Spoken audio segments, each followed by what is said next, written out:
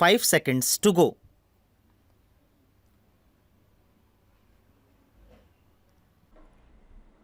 The credit movement in this country started in 1904 and it had its own difficulties since the last several decades. The main problem regarding cooperative credit has been that it has been untimely and inadequate. In 1904, the Cooperative Societies Act was passed, which was later amended in 1914. Then there were certain committees appointed and they reported about the weaknesses of the credit movement in the country.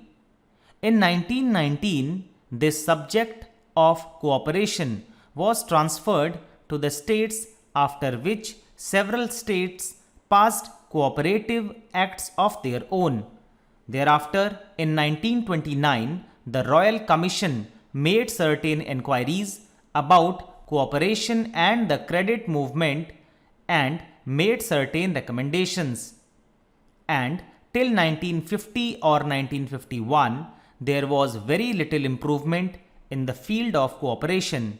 In 1951, the Reserve Bank of India appointed the Rural Credit Survey Committee, which brought out its report in 1954. That committee came to the conclusion that only 3% of the credit required by the agriculturists in the country was being met by the cooperatives, and it made certain suggestions. It suggested that there should be an integrated credit structure in the country and said that there should be share participation by the government in the cooperative societies. It suggested that the government should take shares in the cooperative societies so that the cooperative movement can get strengthened through government participation. The second recommendation made by the Rural Credit Survey Committee was that there should be linking of credit with marketing, processing, consumers, storage, and all other fields of activity so that credit will develop marketing, consumption, processing, etc. Yet another recommendation was that there should be a training program for the non-officials.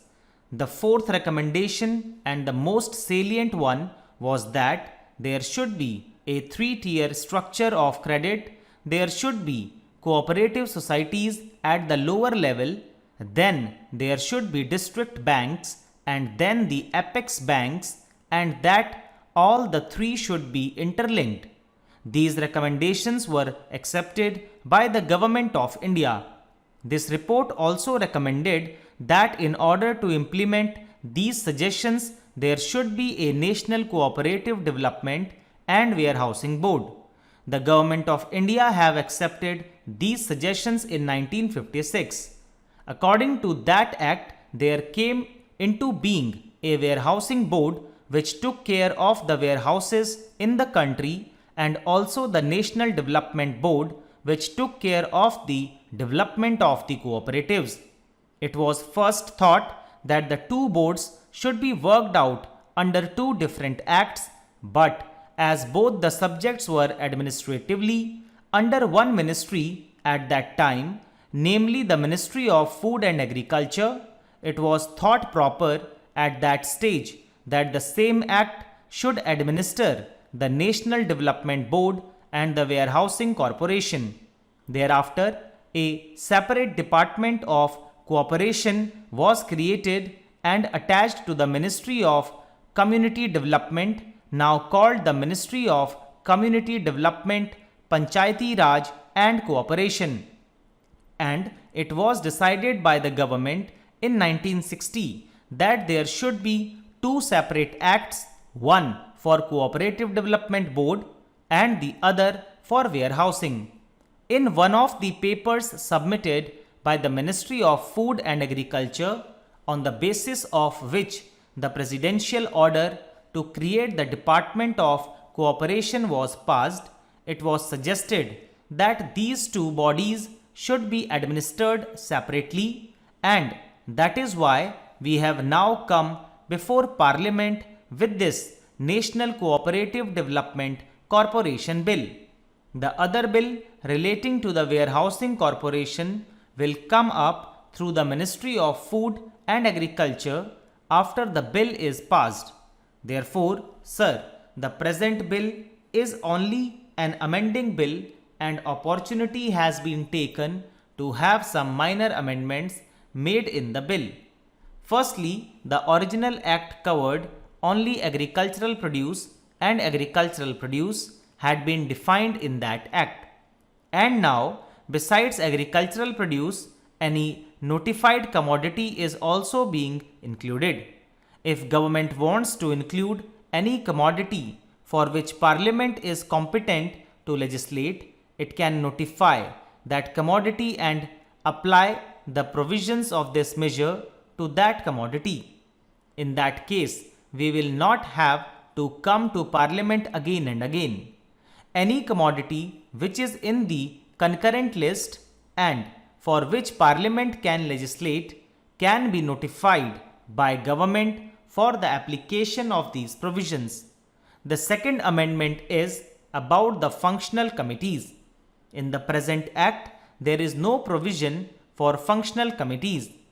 Now, this corporation has to deal with credit, processing, marketing, consumers, and all these types of items in order to boost up the cooperative movement. We found that there was a lacuna and therefore we have suggested a provision to have functional committees. It is only an enabling provision, and after this bill becomes act, we will have functional committees regarding credit, processing, consumers, etc. Then there was no power of delegation. Stop. दोस्तों इसी के साथ ही dictation finish होती है. पूरी उम्मीद है आपने इसे बहुत अच्छे से लिखा होगा. कंटिन्यू मेहनत कर रहे हैं आप, ऐसी मुझे उम्मीद रहती है हमेशा से ही.